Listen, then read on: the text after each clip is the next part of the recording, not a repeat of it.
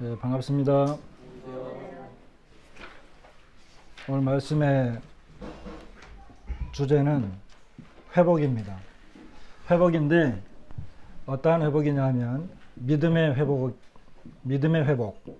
그리고 관계의 회복입니다. 특별히 그 관계의 회복은 그 사랑의 회복입니다.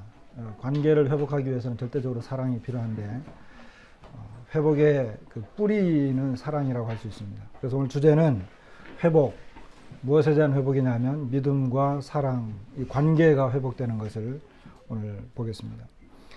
우리가 이제 잘 알다시피 우리가 말씀 시간을 어떤 주제를 제가 이제 정해서 말씀을 전하는 게 아니고 우리가 바이블 타임을 계속 읽어 나가면서 그 주간에 읽었던 말씀들을 가지고 교제를 하고 있지 않습니까?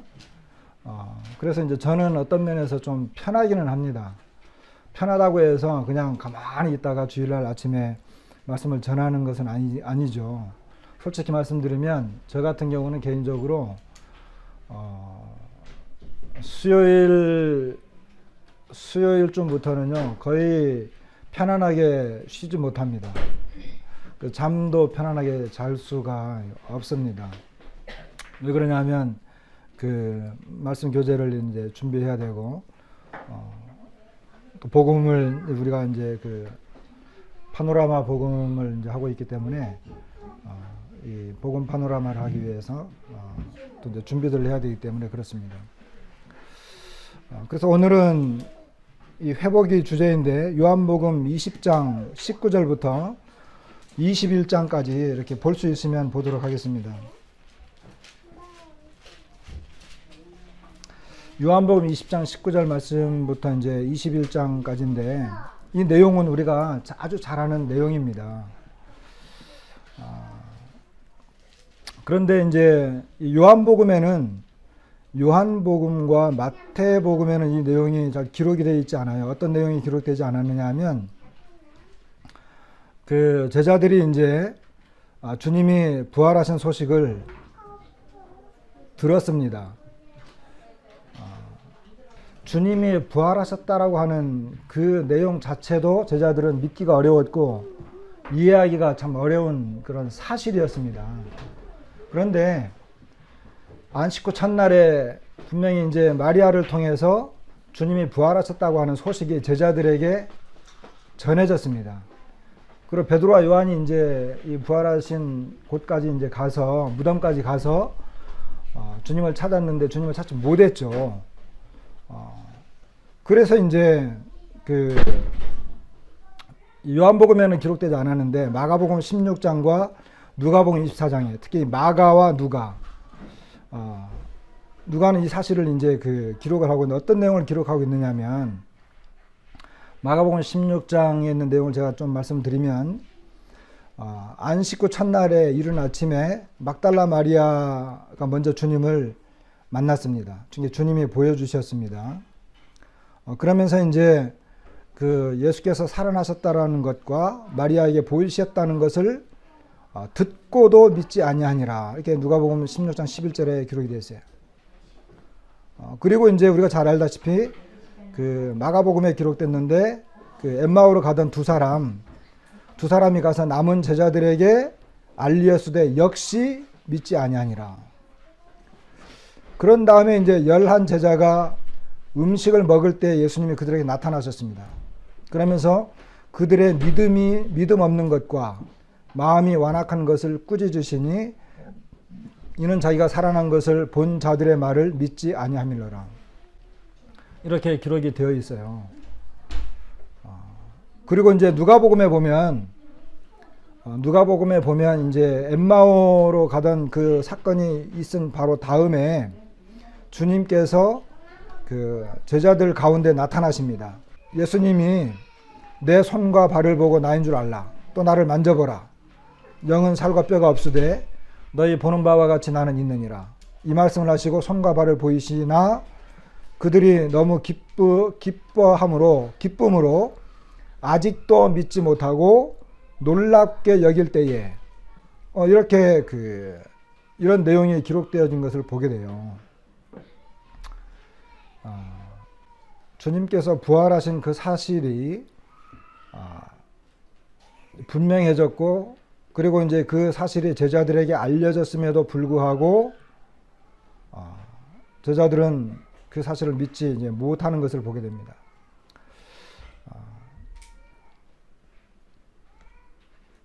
우리가 여기서 이제 한 가지 좀 알아둬야 될 것이 있는데요. 주님이 제자들에게 나타나신 다음에 주님은 제자들이 주님에게 한 태도에 대해서는 말씀을 하지 않았어요. 그리고 제자들이 주님 앞에 잘못한 것에 대해서는 주님이 그 책망하시거나 나무라지 않았어요. 그런데 제자들이 주님이 부활하셨다라고 하는 이 사실을 전해 듣고도 믿지 못하고 주님을 보면서도 불신하고 의심했을 때는요, 주님이 그들을 꾸짖으시고 책망하셨어요.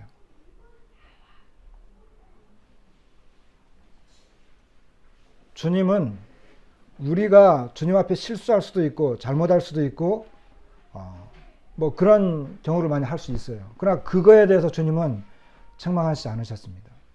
그런데 주님이 다시 살아날 것에 대해서 여러 번 말씀을 했고 주님이 다시 살아나신 것을 증명하셨음에도 불구하고 제자들이 그것을 의심하고 믿지 않았을 때는 주님이 그것에 대해서는 책망하셨어요. 불신하신 것입니다. 꾸짖으신 것입니다.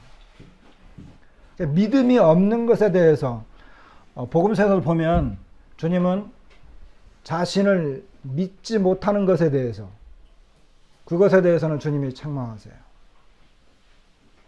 제자들이 어떤 행동에 대해서 그들을 이렇게 나무라시거나 꾸짖거나 왜 그렇게 하느냐.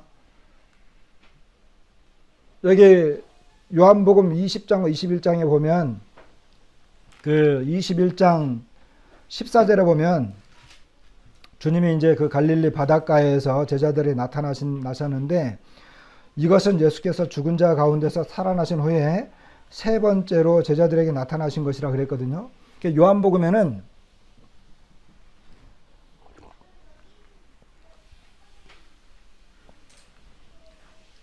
다른 이제 여러 번 더 많은 사건이 있었지만 요한복음에서 주님은 제자들에게 세 번 이렇게 나타나셨습니다.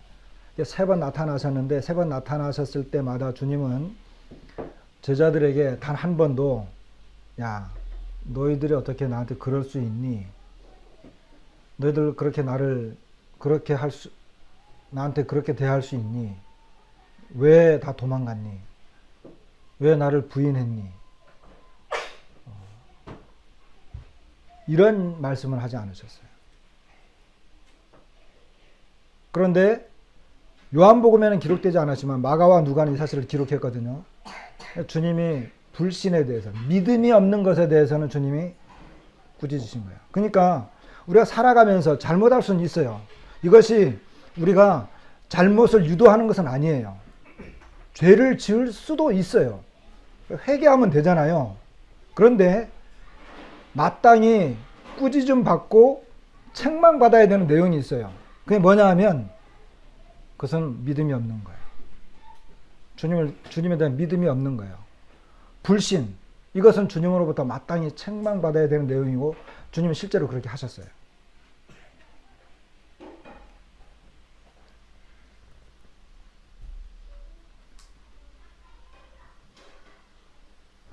고린도전서 15장에는 부활장이잖아요.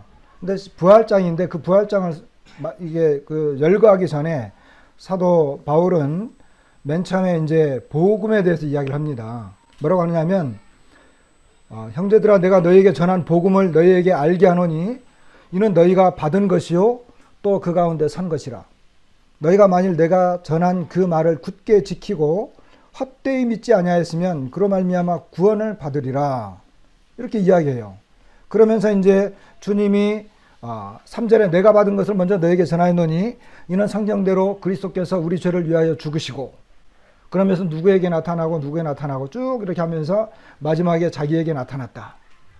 그럼 11절에 보면 그러므로 나나 그들이나 이같이 전파하매 너희도 이같이 믿었느니라 이렇게 됐거든요. 그러니까 우리가 구원을 받는 이 복음의 내용이 뭐냐 하면 주님이 우리 죄를 위하여 죽으시고 또 성경대로 사흘 만에 다시 살아났다는 것입니다. 그런데 이게 사도 바울이 너희가 만일 내가 전한 그 말을 굳게 지키고 헛되이 믿지 아니하였으면 그로 말미암아 구원을 받으리라 그래요. 구원받는 믿음이 뭐냐면 헛된 믿음이 아니라 헛되이 믿지 아니하였으면 이렇게 설명하고 있어요. 그런데 여기 헛되다라고 하는 이 헛되이라고 하는 단어가 뭐냐면요. 그 에이케라고 하는 헬라어입니다. 근데 이것은 닥치는 대로 또는 계획이나 목적 없이 객관적인 이유 없이 참된 권리 없이 헛되이 단순히 성공이나 효과 없이 이런 내용이 그 단어예요. 그런데 요 말씀이 기록된 곳이 어디에 있느냐면 로마서 13장 4절에 보면 그는 하나님의 사역자가 되어 내게 선을 베푸는 자니라. 그러나 내가 악을 행하거든 두려워하라. 그가 공연히 칼을 가지지 아니하였으니 곧 하나님의 사역자가 되어 공무원들에게 하는 말이거든요. 여기 보면 그가 공연히 까닭 없이 이유 없이 칼을 가지지 아니하였으니 이런 말이에요. 그 다음에 중요한 말씀은 골로새서 2장 18절에 나와 있는데 여기 보면 뭐라고 나오냐면 아무도 꾸며낸 겸손과 천사 숭배를 이유로 너희를 정죄하지 못하게 하라. 그가 본 것에 의지하여 그 육신의 생각을 따라 헛되이 과장하고, 여기 헛되이라고 하는 것은 근거나 이유 없이 객관적인 사실을 바탕으로 하여 분명한 목적을 가지고 말하는 것이 아니고 그냥 근거나 이유 없이 말을 했다는 거예요.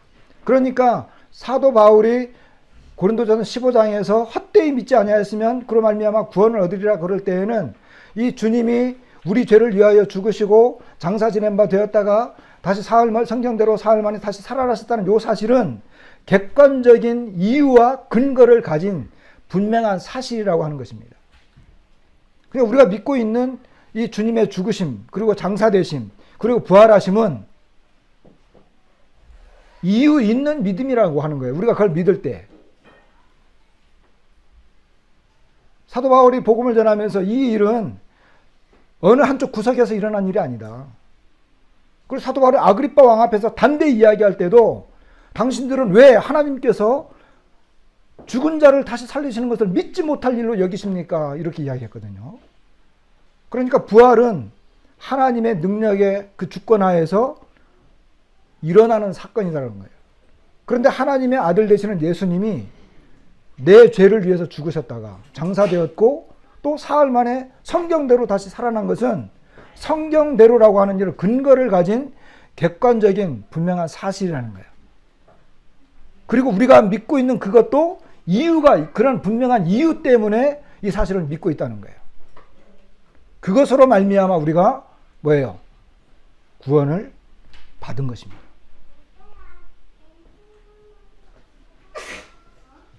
그렇기 때문에 주님은 제자들을 꾸짖으시고 책망하실 때 다른 것은 언급을 안 하시지만 주님이 이 불신과 의심, 이와 같은 것에 대해서는 주님이 책망하신 것입니다. 우리가 이 세상 살아가면서도요, 반드시 가져야 될 것. 하나님께 나아가는 자들은 반드시 그가 살아계신 것과 또 자기를 찾는 자들에게 뭐라고요? 상 주시는 이심을 믿어야 할지니라. 그러니까 우리가 믿어야 될 것 두 가지가 확실한 것이 있는데 이것은 그가 살아계시다라고 하는 것.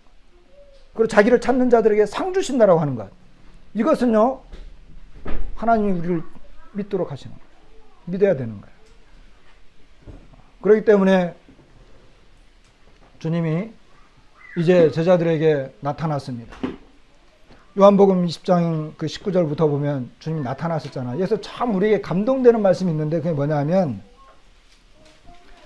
요한복음 20장 19절에 보면 주님이 이날 곧 안식 후 첫날 저녁 때에 제자들이 유대인들을 두려워하여 모인 곳에 문들을 닫았더니 예수께서 오사 가운데 서서 이르시되 너희에게 평강이 있을지어다 이렇게 말씀하셨어요. 여기 제자들이 유대인들을 두려워하여 모인 곳의 문들을 닫았다.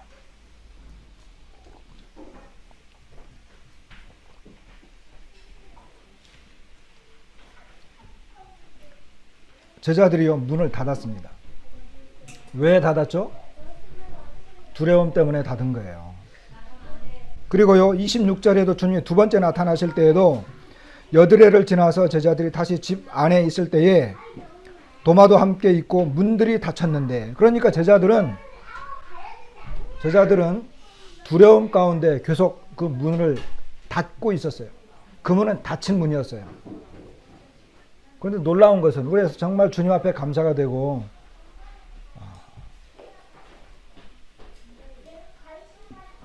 정말 주님이 놀라우신 분이라고 하는 것은 뭐냐면 그 문이 닫혀진 그 곳에 들어오신 것이라고 하는 것입니다. 여기 보면 그 모인 곳의 문들을 닫았더니 예수께서 오사 그랬어요. 예수님을 막을 수는 없었어요. 유대인들은 막을 수가 있었지만 주님이 오시는 것은 막을 수가 없었다라고 하는 거예요. 우리가 두려워해서 세상의 문을 닫고 또 사람들을 만나는 것이 두렵고, 그리고 주님을 믿는 것 때문에 우리가 두려워할 수도 있어요. 그런데 그 두려워하는 곳에 주님이 오신다라고 하는 것입니다. 여기 26절에도 예수께서 오사 이렇게 말씀하세요. 주님이 오시는 거예요. 왜 그러느냐 하면 이 두려움을 없애줄 수 있는 유일한 분이 바로 우리 주님이시기 때문에 그래요. 근데 우리가 여기에서 주님 앞에 참 감사가 되지만 이 두려움이라고 하는 것에 대해서 우리가 조금 더 생각을 해보면, 제가 이 말씀을 보면서 제자들이 얼마나 사실적으로 보면 얼마나 절망했겠어요. 그리고 그들이 얼마나 크게 낙심이 됐겠어요. 이것은 되어진 일로 봐서 사실이잖아요. 자기들이 3년 반 동안 메시아로 생각하면서 그리고 믿고 주님을 따랐어요. 그리고 제자들도 여전히 주님이 왕으로 오셔서 이스라엘 나라를 회복하고 이 백성들, 특히 유대인들의 메시아적 관념은 뭐냐 하면 그들이 다윗의 계보를 이은, 그죠? 다윗의 계보를 이은 왕이 오셔서 이스라엘 나라를 정치적으로 그리고 경제적으로 이 이스라엘 나라를 회복시키는 거였어요. 근데 당시에는 이제 로마의 식민지였었기 때문에, 그리고 그들은 어떤 자유함이 없었잖아요. 그렇기 때문에 자기들이 진정한 왕이 와서 이스라엘 나라를 회복할 것을 고대했어요. 그런데 예수님께서 오셔서 아주 이 사람들이 많이 따르고 이 메시아라고 하는, 주님이 내가 메시아다 이렇게 뭐 직접 대놓고 말씀을 하지 않았지만 그런 모습들을 많이 보였는데 주님이 너무 허무하게 십자가에 못 박아 죽인 거예요. 유대인들의 생각에는 나무에 못 박아 죽이면 뭐라고요? 저주를 받은 자라고 여기고 있었어요. 그런데 주님이 그 길을 가신 거예요. 그러니까 예수님의 이 대제사장과 서기관과 바리새인들과 장로들 그리고 공회의원들은 봐라, 예수는 메시아가 아니다. 메시아가 아니다. 어떻게 메시아가 그럴 수 있느냐? 진정한 우리가 기다리고 있는 메시아는 이스라엘 나라의 완전한 회복, 국권의 회복, 정치적으로, 경제적으로, 문화적으로, 사회적으로 모든 것의 풍요와 자유함을 우리에게 완벽하게 갖다주는 그런 진정한 왕이다. 이것이 진짜 메시아다. 이렇게 기대하고 소망하고 바라보고 있었는데 예수님이 저주를 받은 사람처럼 죽으니까 대적자들은 봐라, 예수는 메시아가 아니다. 이렇게 했고 제자들은 완전한 실망과 절망 속에 들어간 거예요. 그런 상황이잖아요. 그러니까 우리가 실제적으로는 이 내용을 우리가 이해할 수 있어요. 그들이 얼마나 낙심하고 절망되고 있었을까. 그리고 그들이 두려움 가운데 있었을까. 이제 자기가 따라다니던 주님이 저렇게 죽었으니 주님의 제자들이 죽는 것은 시간 문제잖아요. 원수들이 자기들을 잡아서 죽이는 것은 일도 아닌 거예요. 그러니까 두려움이 있겠죠. 그런데 이 창세기 21장에 보면요, 창세기 21장에 보면 하갈이 하갈의 내용이 나와요. 어떤 내용이냐면은 이제 이삭이 태어났잖아요. 그 이삭이 젖을 뗄 때쯤 되니까 아브라함이 큰 잔치를 베풀었죠. 근데 가만히 살아가 보니까 누가 어떻게 하고 있어요? 이스마엘이 이삭을 학대하고 있었잖아요. 그러니까 엄마가 어떻게 되겠어요? 90에 낳은 아들이에요. 90에 낳은 아들. 자기가 낳은 아들을 괴롭히고 있어. 그것도 종의 아들이. 그러니까 사라가 아브라함한테 쫓아가가지고 당장 저 이해해서 들으세요. 년놈을 쫓아내시오. 내 이삭하고는 절대로 기업을 같이 못 나눕니다. 그러니까 아브라함이 고민이 된 거예요. 왜냐하면 자기 아들이잖아요. 종의 아들, 종을 통해서 태어났죠. 아들이잖아요. 자기한테는 아들이, 사라한테는 아들이 아닐지 몰라도 자기한테는 아들이잖아요. 그러니까 고민하니까 하나님이 보내라 그래요. 그래가지고는 이제 아브라함이 아침에 하갈을 하고 이제 이스마엘을 불러가지고 어떻게 해요? 그 어깨에다가 물주머니 가죽부대 하나 얹어주고, 그죠? 딱 한 조각 주면서 이제 떠나게 합니다. 떠나게 되니까 이제 하갈이 이제 아들을 데리고 떠나죠. 광야에서 이제 막 헤매는 거예요. 방황하다 보니까 어떻게 됐어요? 가죽부대에 물이 다 떨어진 거예요. 그러니까 어떻게 돼? 광야에서 방황하면서 물이 다 떨어졌어요. 어디로 어떻게 가야 될지는 몰라. 그러니까 아들은 이제 기진맥진 해가지고 다 죽어가고 있어. 그러니까 이제 그 성경 관목 덤불, 이런 그 덤불 밑에다가 아들을 눕혀놓고 자기는 요만치 떨어져가지고 서로 마주보면서 대성 통곡을 하면서 울고 있는 거야.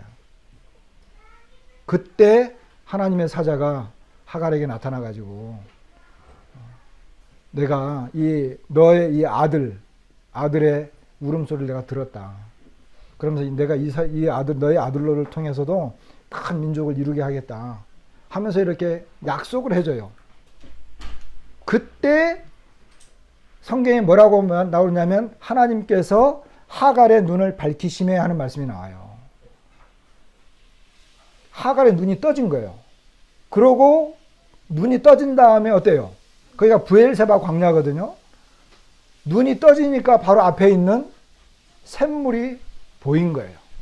그러니까 그 샘물은 없던 것을 하나님이 새로 판 게 아니에요. 원래 있었어요. 그런데 물이 떨어지고 곧 죽을 것 같으니까, 막 죽어가고 있으니까, 절망과 낙심 가운데 있으니까 그게 보여요, 안 보여요? 안 보인 거예요. 그러니까 절망과 낙심, 두려움은요, 우리의 눈을 가려요. 그래서 볼 수 없도록 해요. 그 아들은 하나님께서 택하신 아들이고 장차 큰 민족을 이룰 수 있는 그런 아들이었어요. 하나님의 계획에는 그게 있었어요. 그런데 하갈이 그걸 뭘 알겠어요? 모르잖아요. 그러니까 이제 금방 죽겠구나 싶으니까 두려움이 몰려오고 너무나 억울한 거예요. 절망이에요. 낙심이에요. 더 이상 소망이 없어졌어요. 그러니까 이제 죽기 위해서 그냥 이 방성대곡을 하고 있는데 하나님이 그의 눈을 밝히셨을 때 그게 보인 거예요. 샘물이 보인 거예요. 그 샘물을 떠다가 아들에게 주어서 살게 합니다.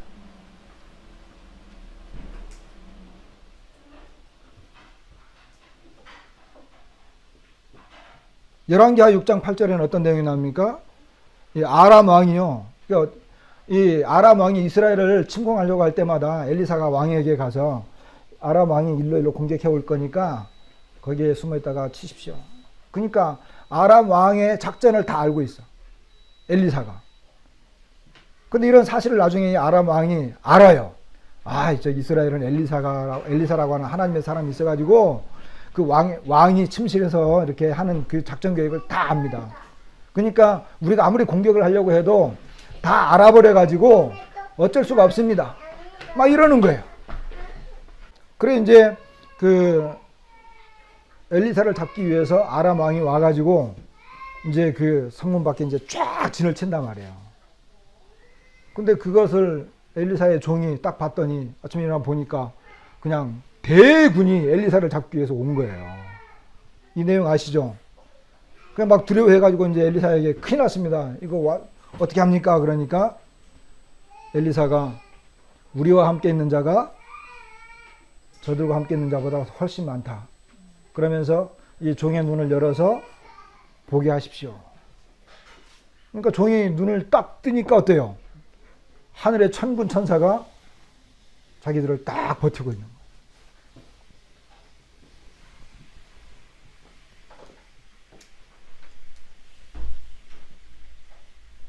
우리가 잘 아는 것처럼 누가복음 24장에서도 엠마오로도 내려가던 제자들이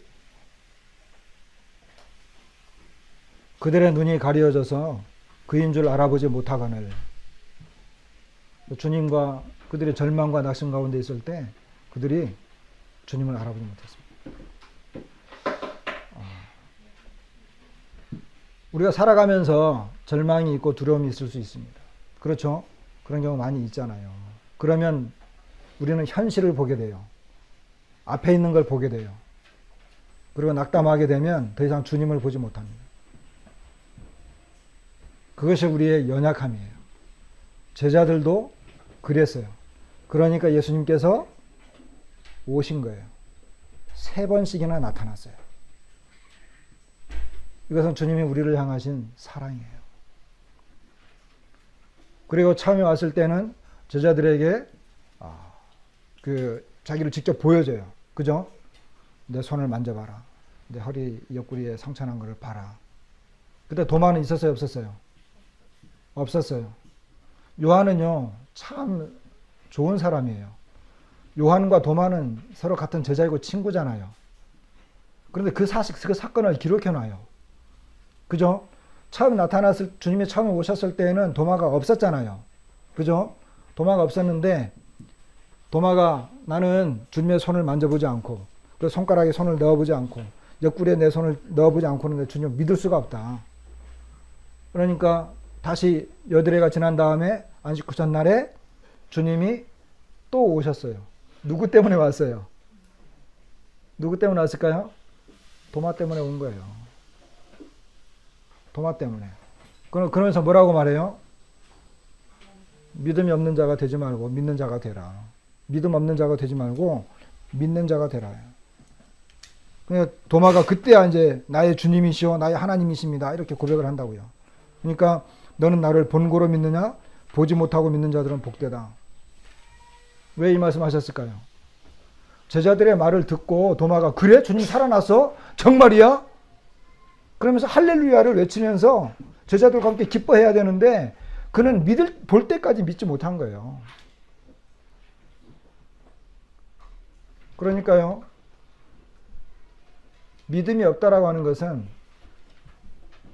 주님이 그 믿음을 회복시켜 주시기 위해서 다시 나타난 거예요. 근데 요한은 참 도마의 이 연약함을 회복시켜 주기 위해서 이 사건도 기록하죠. 주님은 3번이나 제자들에게 나타나셨습니다. 친히 고린도전서 15장에 있는 것처럼 친히 사심을 나타내셨습니다. 이것은 제자들의 믿음을 회복시켜 주는 내용이지만 그 밑바탕에는 뭐가 깔렸어요? 주님이 제자들을 향한 사랑이 깔려 있었어요.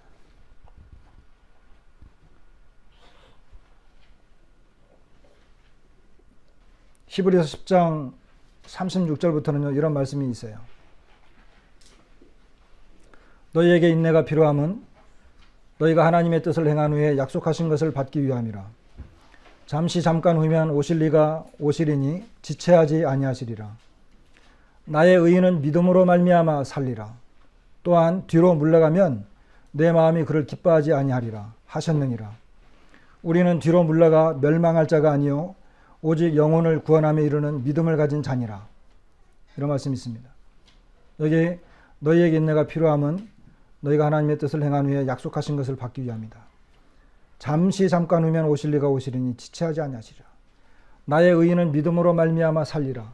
또한 뒤로 물러가면 내 마음이 그를 기뻐하지 아니하리라. 우리는 뒤로 물러가 멸망할 자가 아니요 오직 영혼을 구원함에 이르는 믿음을 가진 자니라. 여기에 뒤로 물러가다라고 하는 단어가 나옵니다. 이것은요, 스텔로라고 하는 합성어입니다. 이 단어의 뜻은 움츠리다, 물러나다, 퇴각하다, 후퇴하다, 취소하다, 피하다, 여기 침묵을 지키다, 숨기다, 감추다.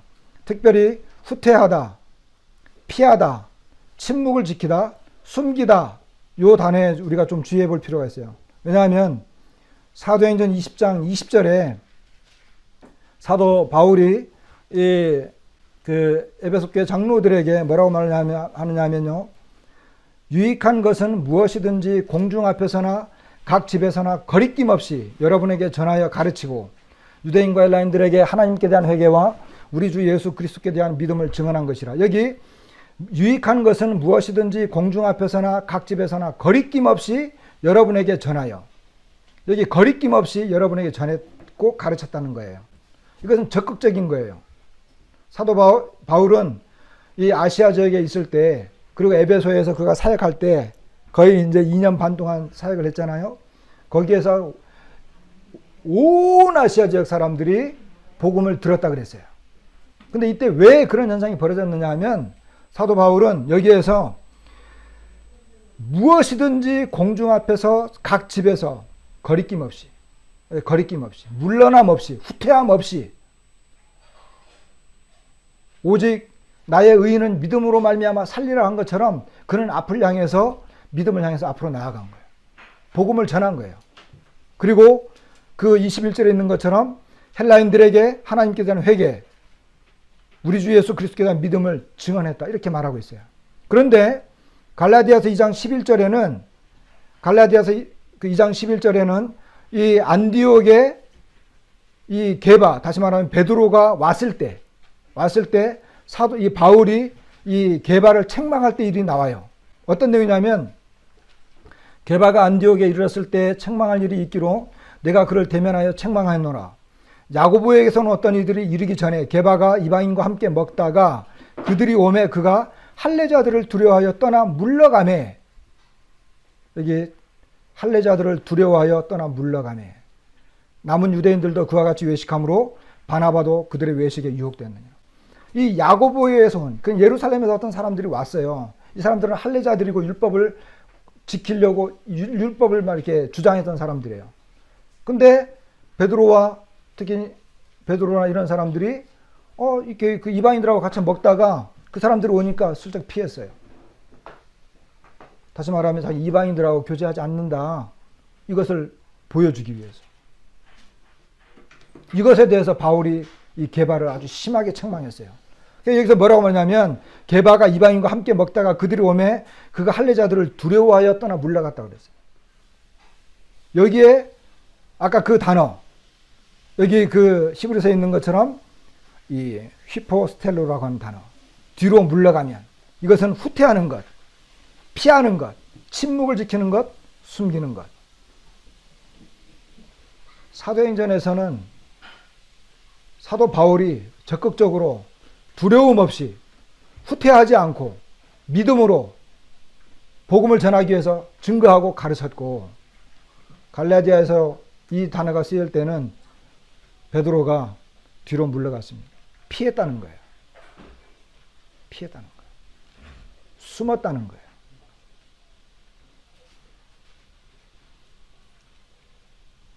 히브리서에서 뭐라고 말합니까? 그러니까 이 단어가 신약성경에 3번 기록됐는데요. 히브리서에서 아까 우리가 읽은 대로 나의 의인은 믿음으로 말미암아 살리라. 또한 뒤로 물러가면 내 마음이 그를 기뻐하지 아니하리라. 우리는 뒤로 물러가 멸망할 자가 아니요 오직 영혼을 구원함에 이르는 믿음을 가진 자다. 사도 바울이 사도행전 20장에서 뒤로 물러서지 않고 피하지 않고 숨지 아니하고 유대인과 헬라인들에게 하나님께 대한 회개와 주 예수 그리스도께 대한 믿음을 증거할 때는 적극적으로 했어요. 왜? 그것이 영혼을 구원하는 일이었기 때문에. 그런데 베드로가 안디옥에 왔을 때는 그는 숨었습니다. 피했습니다. 그러니까 책망을 받은 거예요. 우리는 어떤 믿음을 가진 자들입니까? 여기 지금 히브리서에서 우리에게 강조하고 가르치는 자가 뭡니까? 우리가 뒤로 물러가면요, 뒤로 물러가 멸망할 자가, 뒤로 물러가면 멸망밖에 없어요. 형제 자매님들, 우리가 홍해를 건넜지 않습니까? 홍해를 건넜다가 광야 앞에서 다시 뒤로 물러가면 어디로 가요? 우리 뒤에는 바다밖에 없어요. 우리는 배수의 진을 친 사람들이에요. 믿음은 앞으로 나아가게 합니다. 믿음은 우리를 적극적인 사람이 되게 합니다. 그런데 뒤로 물러가면 어떻게 됩니까? 뒤로 물러가면 멸망밖에 없어요. 그리고 우리는 영혼을 구원함에 이르는 믿음을 가진 자다. 우리가 가진 믿음이 뭐예요? 영혼을 구원하는 믿음. 우리의 영혼을 구원할 뿐만 아니라 우리가 갖고 있는 믿음은 영혼을 구원하는 믿음을 가진 사람들입니다. 그러니까 우리가 갖고 있는 믿음은요, 보통 믿음이 아닌 거예요. 그런데 제자들이 문을 닫고 두려워하고 문을 꽁꽁 닫았어요. 아무도 못 들어오게. 근데 그곳에 주님이 오신 것입니다. 그리고 제자들을 이제 나가게 합니다. 그리고 이 제자들에게 주님이 뭐라고 합니까? 너희가 누구의, 요한복음 20장 23절에 보면 너희가 누구의 죄든지 사하면 사하여질 것이요 누구의 죄든지 그대로 두면 그대로 있으리라. 이것은 어떤 참 진짜 거짓된 이런 그 종교 지도자들이 봐라, 내가 사람들의 죄를 사할 수 있는 권세가 있다, 뭐 이러면서 그런 내용이 아니에요. 누가복음에 보면, 그리고 마가복음에 있는 것처럼 그 뒤에 나오는 모든 내용들이 우리가 이제 밖으로 나가서 복음을 전하고 사람들의 생명을 구원하는 말씀과 연관되어져 있어요. 우리는 다른 사람들의 영혼을 구원하는 믿음을 가진 자들입니다. 우리는 복음을 가진 자들입니다. 우리는 믿음을 가진 자들입니다. 주님께서 너희는 가서 만민에게 복음을 전파하라 그랬고, 하늘과 땅의 모든 권세를 가진 그분께서 우리 보고 가라고 명령하십니다. 이것을 하기 위해서 주님이 제자들에게 오신 거예요. 요한복음은 복음서 중에 마지막에 기록되어 있고 사도행전 바로 앞에 기록되어 있습니다. 그죠? 그런데 요한복음 마지막 부분에 요 내용이 나와 있고 21장에 가면 사도 베드로가 완전히 회복되어지는 내용이 나옵니다. 왜 그럴까요? 그 다음에 사도행전이 있기 때문에 그렇습니다. 사도행전은 뭡니까? 이제 사도들이 나가서 성령의 능력으로 복음을 전하고 예수 그리스도를 온 땅끝까지, 온 세상에 전파해야 되는 사람들입니다.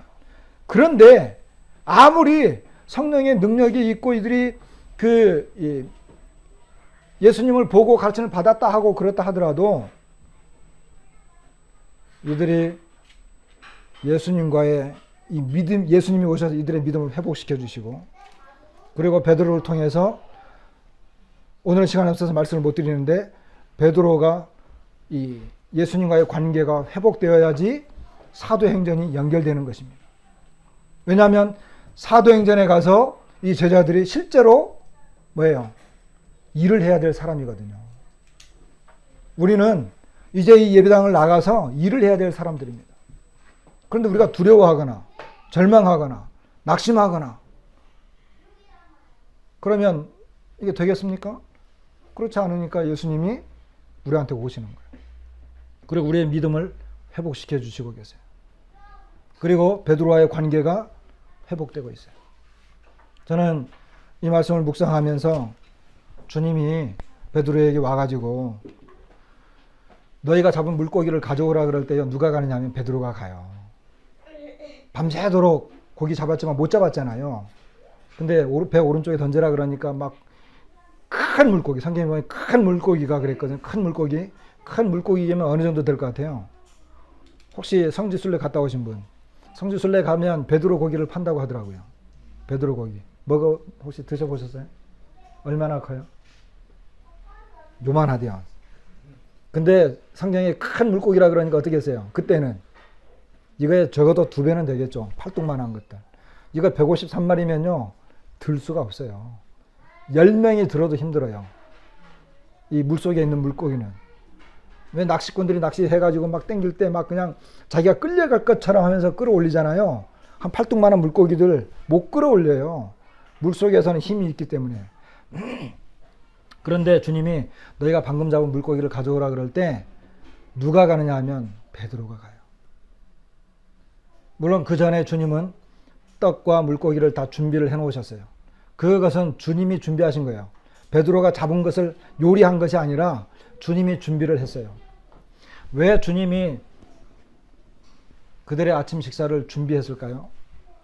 주님의 제자들의 조반을 준비했어요. 이것은 사실 종이 하는 거잖아요. 근데 주님이 하셨어요. 왜? 주님은 제자들을 사랑하셨습니다.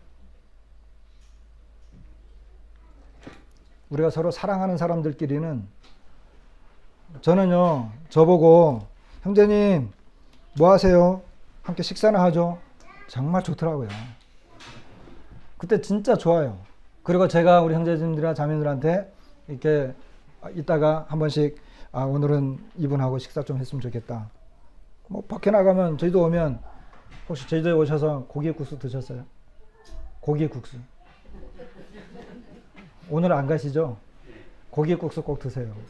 이쪽에 내려가면 고기국수 그 도로가 있어요. 거리가 있어요. 맛있어요.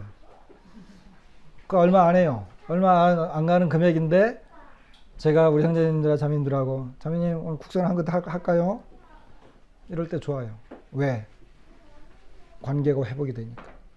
회복을 위한 회복은 아니지만 그 속에 뭐가 있어요? 사랑이 있는 거예요. 자주 전화하셔서 주변에 있는 형제 자매님들하고 자주 전화하셔서 식사하세요. 근데 주님이 그랬어요. 그러니까 주님이 아침 식사를 친히 준비하시고 제자들에게 줄 때 제자들의 마음이 어땠겠어요?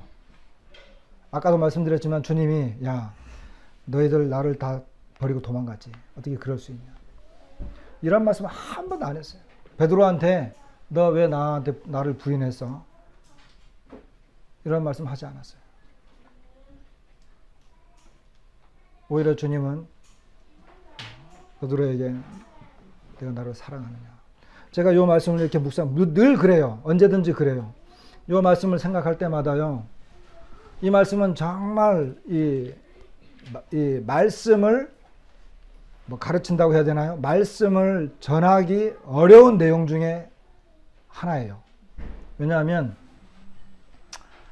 주님이 베드로에게 너가 나를 사랑하느냐 그랬잖아요. 근데 이것을 저한테 물어봐요. 우리 형제 자매님들도 그렇잖아요. 주님이 여러분들에게 내가 나를 사랑하느냐 이렇게 물어볼 때 우리 마음이 어때요? 우리 마음에. 일본에서 어떤 모임, 그 형제님 이름을 잊어먹었는데 어떤 형제님이 한국에 이제 말씀을 전하기 위해서 강사로 초청을 왔어요. 공항에 내렸는데 공항에 이제 어떤 형제님들이 이제 방문을 이렇게 마중을 갔어요. 마중을 가는데 그 한국 형제님 어떤 분이 그 일본 형제님이 공항에 이렇게 나오는 걸 보면서 딱 만나고 인사를 하면서 뭐라고 했냐면 형제님 주님을 사랑하세요? 이렇게 물어봤대요. 그러니까 일본 형제님이 그때 그 질문을 딱 받는 순간 주님이 자기에게 꼭 물어보는 것 같은 느낌을 받아서 굉장히 이 부담되는 감동을 가졌대요. 그러면서 한국에서 말씀을 전할 때 첫 번째 시간에 어떤 형제님이 내가 한국에 도착하니까 그 형제님이 저보고 형제님 주님을 사랑하세요? 이렇게 물어볼 때 주님이 나에게 그렇게 물어보는 것 같아서 내가 정말 이 마음에 큰 그 도전을 받았다. 사랑하는 우리 형제 자매님들, 주님이 요한복음 마지막 장에 가서 베드로에게 내가 나를 사랑하느냐 이렇게 질문하셨습니다. 여러분 어떠세요? 왜 이런 질문을 했을까요? 저는 감히 제 입으로 주님, 제가 주님을 사랑합니다 이렇게 말할 수 없다 할지는 몰라도 주님은 그것을 하고 싶었던 거예요. 아까 말씀드린 것처럼 이제 사도행전으로 넘어가잖아요. 사도행전으로 넘어가는데 사도들이 이제 그들이 주님을 증거해야 됩니다. 주님을 증거하고 주님을 가르치고 복음을 전하고 주님을 이야기해야 돼요. 그리고 주님과 함께 해야 돼요. 그런데 주님과 함께 걸어가는 그 사역의 길은 어떤 관계냐? 그것은요, 사랑의 관계예요. 사랑하는 형제 자매님들, 사랑하지 않는 사람하고 같이 간다고 하는 것 얼마나 힘든지 아세요? 저는요, 뭐 자주 육진 아들이 안 하지만 예를 들어 서울에 간다. 서울에 갈 때 제 옆에 전혀 낯선 사람이 제 옆자리에 탔어요. 그럼 1시간 동안 정말 힘들어요. 1시간이 2시간 같고. 그런데 제 옆에 제가 사랑하는 아내나 사랑하는 친구나 성도들이 같이 가. 그러면요, 서울을 가는 시간이 지루하지가 않아요. 금방 가요.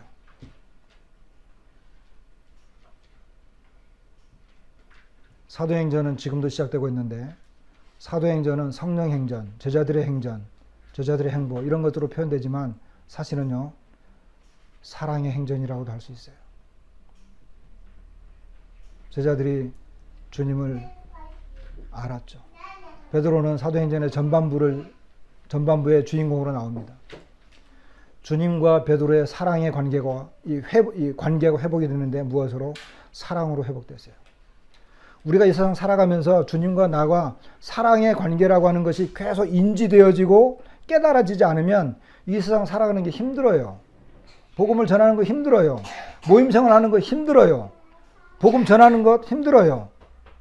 그러지 않겠어요? 그런데 주님과 내가 서로 사랑의 관계로 이것이 엮어졌다고 한다면 힘들지 않아요. 힘들지 않아요. 그래서 이 내용이 나오는 것입니다.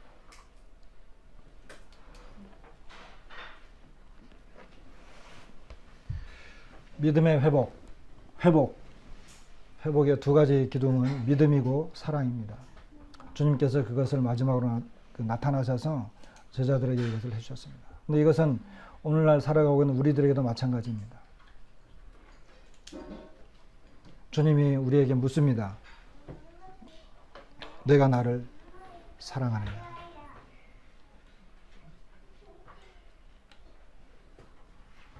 우리는 이와 같은 질문에 대해서 생각하면서 또 새로운 한 주간을 맞게 됩니다.